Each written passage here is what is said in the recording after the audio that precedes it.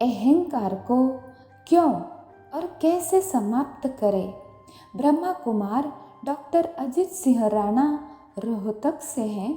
उनका कहना है कि निराकार सर्वशक्तिवान परमपिता परमात्मा शिव परमधाम से पतित शरीर तथा पतित दुनिया में अवतरित होकर पतित आत्माओं व प्रकृति को पावन बनाते तथा स्वर्ग स्थापित करते हैं। महानतम कर्तव्य करके भी परम निरअहंकारी शिव बाबा बच्चों को नमस्ते करते हैं। क्यों? क्योंकि वे सदा निस्वार्थ सेवाधारी तथा अशरीरी रहते हैं। ब्रह्मा कुमारीज संस्था के सर्वस्व त्यागी संस्थापक प्रजापिता ब्रह्मा बाबा शरीरधारी होते हुए भी निरअहंकारी थे। कहते थे, मैं हूँ सेवाधारी। स्वर्ग में ऊंच पद पाने व विजय माला का मनका बनने के लिए निरअहंकारी बनना पड़े, क्योंकि अहंकारी व्यक्ति विभिन्न प्रकार की बाधाओं, बोझ, बुराइयों के चलते नीचे गिरता जाता है। कैसे? अहंकारी व्यक्ति अपने को बड़ा समझने के कारण व्यक्तिगत, पारिवारिक, सामाजिक आदि मर्यादाओं व नियमों का पालन करना अपनी शान के विरुद्ध समझता है। स्वार्थ पूर्ति के लिए वह अपने बल, दल, धन, रिश्वत, झूठ आदि का खुलकर इस्तेमाल करता है तथा अपनी गलती पर अहंकारी व्यक्ति कभी भी अफसोस नहीं करता। उसके गलत कर्म बढ़ते रहने से एक दिन वह पूरी तरह असुर बन विनाश को प्राप्त होता है, जैसे रावण, भस्मासुर, हिरण्याकश्यप आदि। श्री राम पुरुषोत्तम बने क्योंकि वे नियम मर्यादाओं का पूरी तरह पालन करते थे। अहंकारी व्यक्ति कभी भी पुरुषोत्तम नहीं बन सकता। अहंकारी व्यक्ति अपने किसी कार्य के लिए अपने बड़ों, माता पिता, इंचार्ज व सीनियर्स से सलाह लेना पसंद नहीं करता। कार्य के लिए यथार्थ विधि व युक्ति न अपनाकर वह कायदों का उल्लंघन करता रहता है। इसलिए उसे बड़ों का आशीर्वाद व सहयोग न मिलने के कारण सफलता कम प्राप्त होती है। अहंकारी द्वारा किए गए विकर्म किसी को भी अच्छे नहीं लगते। वह अन्य लोगों को किसी न किसी रूप में नीचा समझकर उनको दबाता, रिश्वत लेता, अन्याय करता, अनुचित लाभ उठाता है। बात बात में उन पर गुस्सा आदि करके पाप करता रहता है। पीड़ित व्यक्ति तथा अन्य दृष्टा अंदर ही अंदर दुखी होकर अहंकारी को दिल से बद्दुआ देते रहते हैं। वैसे भी कहावत है, पाप मूल अभिमान, अर्थात अभिमान पाप की जड़ है। इस प्रकार अहंकारी व्यक्ति पर पापों व बद्दुआओं का आदि का बोझा चढ़ता जाता है, जो उसके भाग्य को बिगाड़ देता है। दूसरों की बद्दुआ व बढ़ते पापों से आत्माओं में बेचैनी तथा चिड़चिड़ापन शुरू हो जाता है। इससे आत्मा शांत स्वरूप स्थिति उसकी गिर जाती है तथा उससे गलत कर्म होने की संभावना बढ़ती जाती है।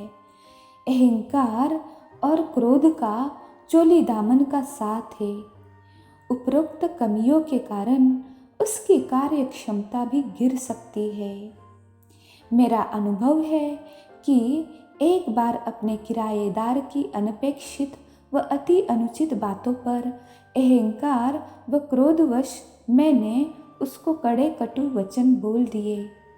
इसको वह अपनी बेइज्जती समझ बैठा तथा अपनी गलती को भी महसूस नहीं किया।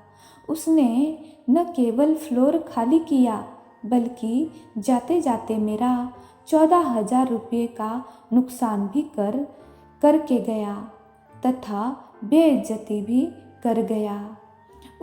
इससे मेरी स्थिति व पुरुषार्थ कुछ समय के लिए नीचा ही नहीं हुआ बल्कि बाबा की डिससर्विस भी हुई।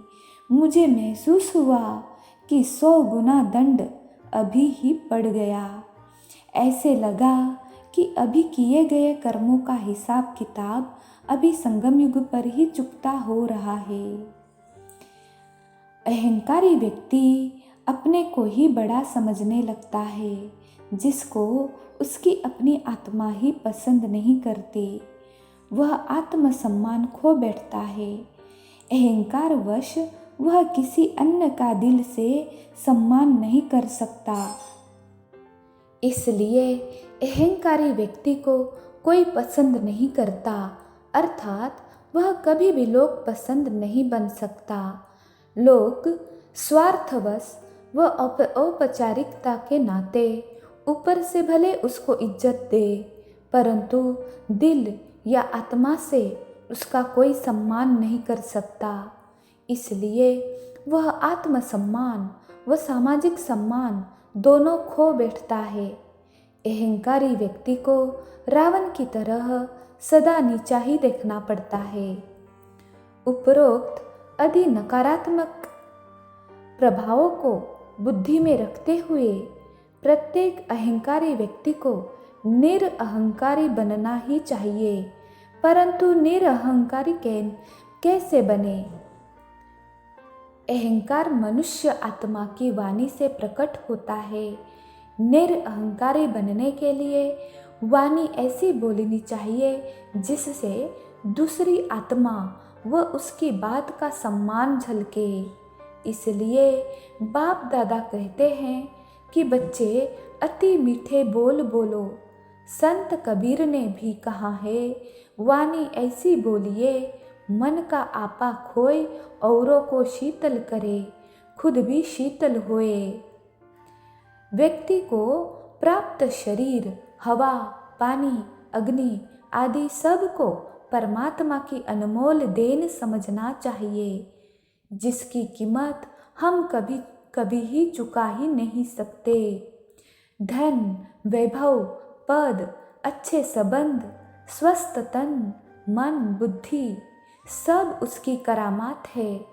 इन सब को अहंकारी व्यक्ति अपनी कमाई समझकर इनका दुरुपयोग करके गलत कर्म करता रहता है। यह अमानत में खयानत है। इन सब को ईश्वर की देन समझने से न केवल अहंकार नष्ट हो सकता है बल्कि पापों से भी बचा जा सकता है। व्यक्ति को जो कुछ भी प्राप्त है, इसमें परिवार, शिक्षण, संस्थाओं व समाज के लोगों का हिस्सा होता है, क्योंकि इनके सहयोग के बिना ये सब संभव नहीं हो सकता। परंतु व्यक्ति इन बातों को भूलकर इन सब पर अपना ही एक अधिकार समझ बैठता है, जो उसको अहंकारी बनाता है। इस सच्चाई को याद रखकर चलने तथा उसके अनुसार व्यवहार करने से भी अहंकार समाप्त हो सकता है। जितना हम अशरीरी स्थिति में टिकेंगे, उतना अन्य को आत्मा भाई भाई समझ बराबर का दर्जा दे सकेंगे।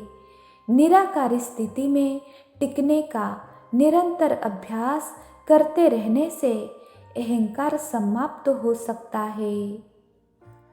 यह अहंकार कि मैंने कर्म किया, कर्म बंधन कहलाता है। बाबा इस बंधन को काटने के लिए श्रीमत देता है कि बच्चे कर्मातीत बनो, कर्तापन के भान से दूर हो जाओ, क्योंकि करण करावनहार वस्तुत परमात्मा है, जो ड्रामा अनुसार हमसे कर्म करवाता है। इससे कर्म का अहंकार तथा कर्म बंधन दोनों समाप्त हो सकते हैं। धन, दौलत, परिवार, जायदाद आदि को परमात्मा की देन समझ अपने को ट्रस्टी अर्थात इनको संभालने वाला चौकीदार या नौकर या मैनेजर मानकर चलने से मेरापन व अहंकार तथा ममत्व मिट जाता है। यादगार शास्त्रों में कथा आती है कि एक बार श्री कृष्ण ने अर्जुन को किसी कार्य अर्थ भेजा, लेकिन भीलों ने अर्जुनों को घेर लिया तथा उसके गांडीव धनुष सहित उसको लूट लिया। समय समय की बात है कि अर्जुन के जिस गांडीव के सामने महाभारत युद्ध में कोई भी योद्धा टिक नहीं पाया, उसी अर्जुन को गांडीव सहित भीलों ने कैद कर लिया। स्पष्ट है कि न रहा है न रहेगा सदा कोई बलवान। भीलन चुराई गोपियाँ, वही अर्जुन वही बाण। यदि अर्जुन जैसा योद्धा यह हाल हो सकता है तो साधारण व्यक्ति का क्या होगा, यह विचारने का विषय है। समय बलवान होता है, इसलिए व्यक्ति को अपने बल, पद, वैभव आदि पर कभी भी अभिमान नहीं करना चाहिए, क्योंकि ये चीज़ें सदा साथ नहीं देती, न सदा रहती है। प्रत्येक व्यक्ति को निरअहंकारी दृष्टि से देखने की जरूरत है। रहीम जब भी किसी को दान करता था तो अपनी नजरें नीची कर लेता था। किसी ने एक दिन पूछा कि दान देते समय आप नजरें नीची क्यों कर लेते हो? रहीम ने कहा, देनदार कोई और है, देता है दिन रैन। लोग भ्रम मुझ पर करे, ताते नीचे नैन। देने वाला ऊपर बैठा है, पर लोगों को भ्रम हो जाता है कि मैं दे रहा हूँ, मैं तो सिर्फ जरिया या माध्यम हूँ। ज्ञान धन व स्थूल धन दान करते समय समझना चाहिए कि दान देने वाला शिव परमात्मा है, मैं तो माध्यम हूँ। ऐसी निरअहंकारी दृष्टि हम सबको विकसित करनी चाहिए। अब निष्कर्ष है कि अहंकारी व्यक्ति मर्यादा व कायदे का उल्लंघन करता, बद्दुआएं लेता, पाप कमाता, स्थिति खराब करता है, पुरुषार्थ में गिरावट हो जाती, आर्थिक हानि उठाता, आत्मसम्मान व सामाजिक सम्मान खो देता है। वह कांटों भरा या अंधकारमय जीवन जीता है। इसलिए अहंकार किसी को भी नहीं करना चाहिए। लेख में सुझाए गए तथ्यों पर मनन करने से अवश्य लाभ प्राप्त होगा। अच्छा, ओम शांति।